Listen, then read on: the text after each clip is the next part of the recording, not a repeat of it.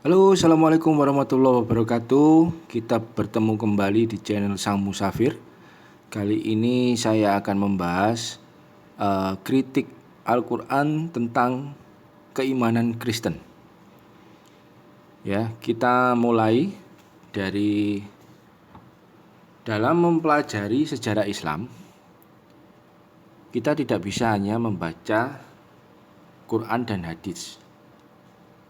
Kenapa demikian? Karena Quran dan hadis itu adalah kitab hidayah. Kalau bisa dibilang begitu. Artinya apa? Kalau Anda mau mengimani itu, oke. Kalau Anda tidak mengimani itu juga no problem, gitu ya. Jadi yang dimaksud hidayah itu definisinya seperti itu. Informasi yang terkandung di dalam Quran dan hadis tidak menyajikan informasi-informasi sejarah yang terkonfirmasi dengan akurasi yang tepat. Kitab awal sumber-sumber Islam seperti Sirah Nabawiyah, Tobari juga tidak bisa kita jadikan satu-satunya sumber sejarah Islam yang akurat. Ini dikarenakan sumber-sumber Islam tersebut ditulis belakangan, yaitu kalau kita lihat hadis ya, hadis itu kita lihat hadis Bukhari saja, itu dikodifikasi dan dibukukan itu tahun 870 Masehi. Itu pun di Uzbekistan, yang jaraknya ribuan kilometer daripada Mekah atau Madinah di tanah Arab ya. Terus juga berjarak 240 tahun dari tokoh utama meninggal, yaitu Muhammad sang Nabi Arab. Ya. Dalam teksnya, Quran tidak bisa dilepaskan dari sosok Muhammad sang Nabi Arab. Oleh karena itu, menjadi hal yang wajar ketika seorang ulama Sunni yang bernama Fazlur Rahman dalam bukunya yang berjudul Islam berkata bahwa Al-Quran itu 100% perkataan Allah dan 100% perkataan Muhammad. Ini mengindikasikan bahwa memang Al-Quran adalah hasil pewahyuan dalam tanda kutip yang juga dipikirkan Muhammad sang Nabi Arab. Quran merefleksikan pemahaman Muhammad atas peristiwa-peristiwa pada zaman itu. Kita ambil contoh misalnya tentang keimanan Kristen. Ya, dalam surat Al-Maidah ayatnya yang ke-72 dikatakan bahwa laqad kafarul ladina qalu innallaha wal masih ibn Maryam. Sungguh telah kafir orang-orang yang berkata sesungguhnya Allah itu dialah Al-Masih putra Maryam. Ya. Padahal kalau kita melihat iman kekristenan sekarang, orang Kristen ya tidak meyakini bahwa Allah itu Yesus. Tapi orang Kristen meyakini bahwa Yesus itu Tuhan. Loh, apa bedanya? Kalau Allah itu Yesus, kita membatasi bahwa Allah itu di dalam punya kemampuan hanya seperti manusia. Ya, tapi kalau Yesus itu Tuhan, artinya citra Tuhan itu ada di dalam Yesus. Itu yang dipahami oleh keimanan Kristen. Nah, ketuhanan Yesus bisa juga diartikan sebagai kiblat. Kiblat dari orang Kristen itu sendiri. Mereka berdoa menghadap patung Yesus, tapi tidak ada satupun orang Kristen atau Katolik yang bisa didaku ya bahwa mereka mengakui menyembah patung Yesus atau patung Bunda Maria. Karena bagi mereka itu kemungkinan besar adalah simbol arah kiblat ya. Kalau kita baca di surat Al-Baqarah 148, walikuli wijhatun huwa muwaliha fastabikul khairat ya. Wijhatun itu adalah arah. Jadi ini terjemahannya juga kurang, mungkin bukan salah ya, tapi saya nggak tahu. Kalau huwa itu kan laki-laki ya, kalau heya baru perempuan. Jadi ini tidak ada kata umat. Umat itu dalam bahasa Arab ummah. Secara implisit memang ayat ini turun karena Allah melegitimasi perubahan arah kiblat dari Baitul Maqdis di Yerusalem ke Masjidil Haram di Mekah. Tapi ayat itu berkata bahwa setiap umat mempunyai kiblatnya sendiri-sendiri dan Allah menyuruh berlomba-lomba berbuat baik. Nah, ini bisa saja Yesus atau Isa yang dituhankan oleh Kristen sekarang adalah merupakan arah kiblat itu sendiri. Ya, tadi saya sudah jelaskan, umat Katolik juga tidak ada yang mengakui bahwa mereka menyembah patung Bunda Maryam atau menyembah Bunda Maryam.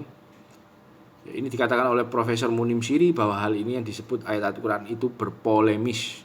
Ya. Polemis dalam terminologi si A merasa tidak salah, sedangkan si B merasa si A salah. Kita ambil contoh begini. Kalau ada umat Islam aliran Sufi misalnya, dia melakukan ziarah kubur. Bagi aliran Sufi tersebut, dia tidak musyrik. Tapi kalau kita tanyakan kepada Wahabi di Arab, pasti langsung dikatakan musyrik.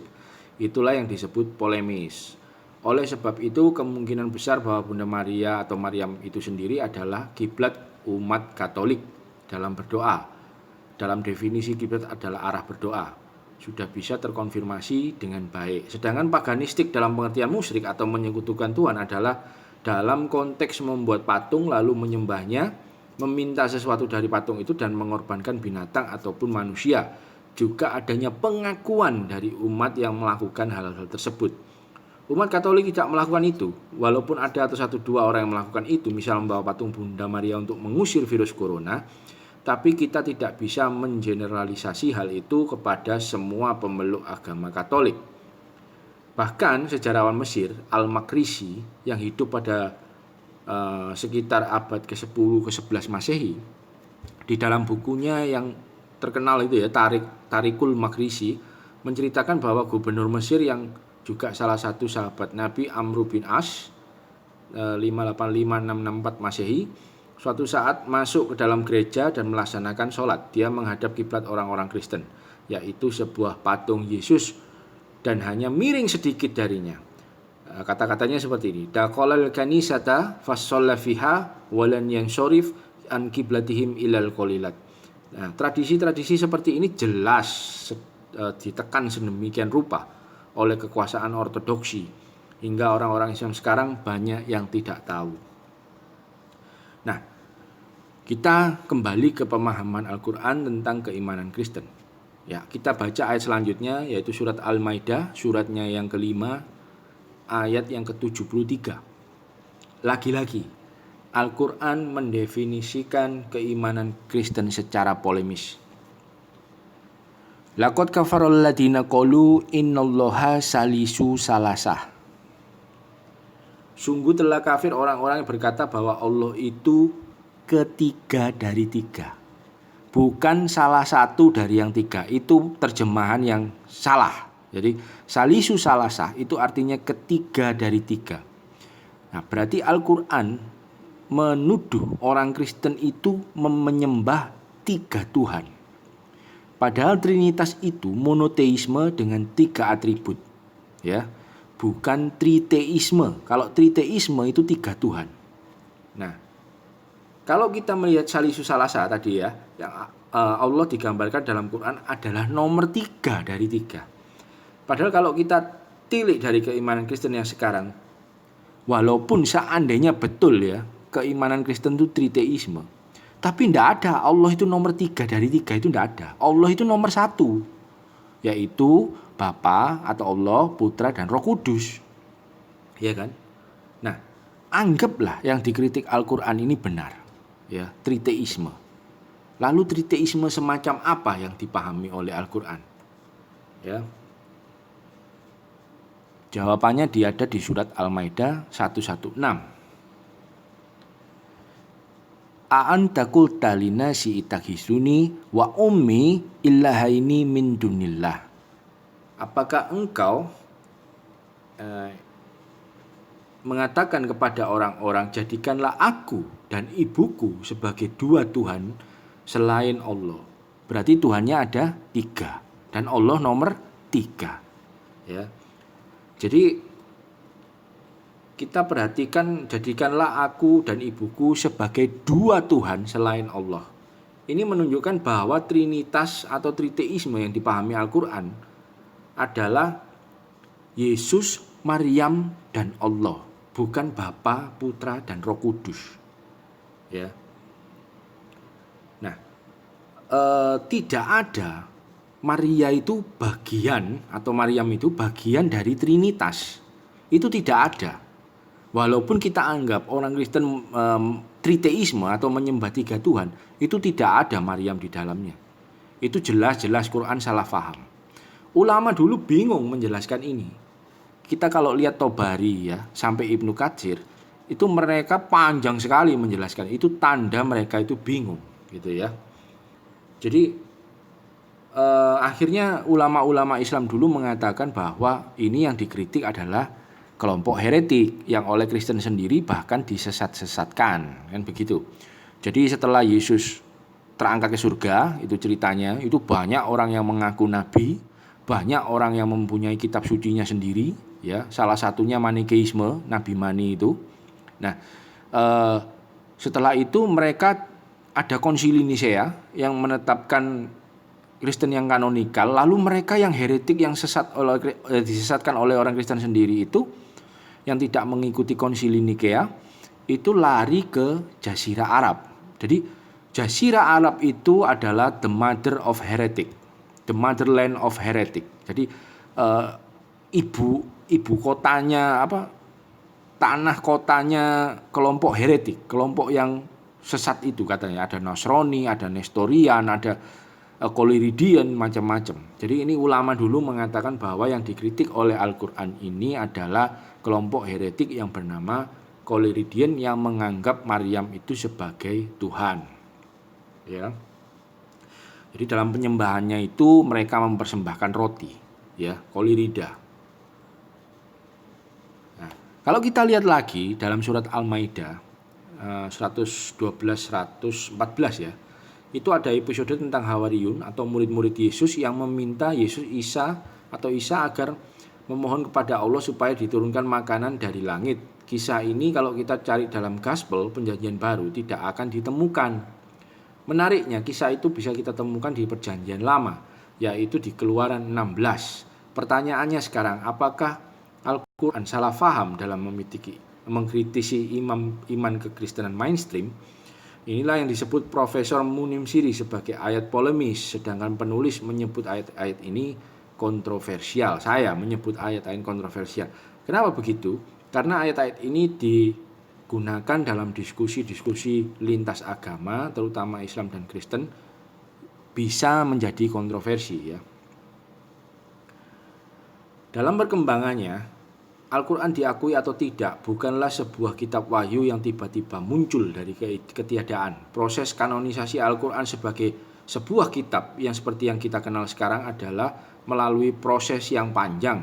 Quran sendiri digambarkan oleh para ulama awal adalah kitab atau wahyu yang diturunkan di daerah beriklim paganistik yang sangat terisolasi, yakni di Mekah atau Madinah.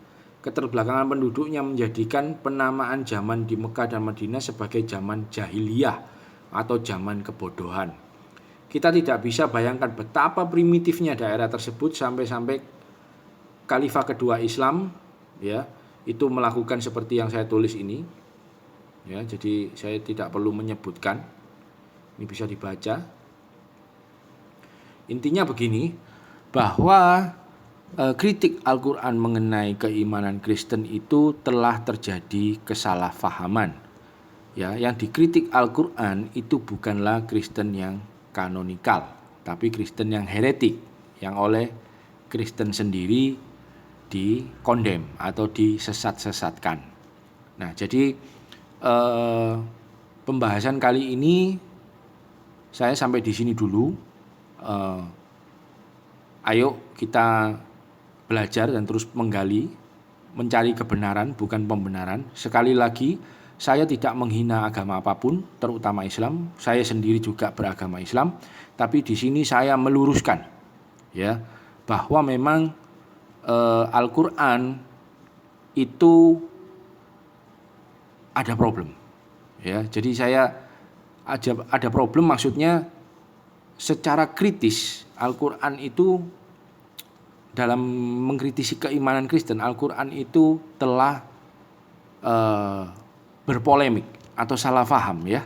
Jadi ini yang saya sampaikan di episode kali ini, semoga bermanfaat ya. Semoga bisa diterima di kalangan apologet. Saya ucapkan terima kasih. Wassalamualaikum warahmatullahi wabarakatuh.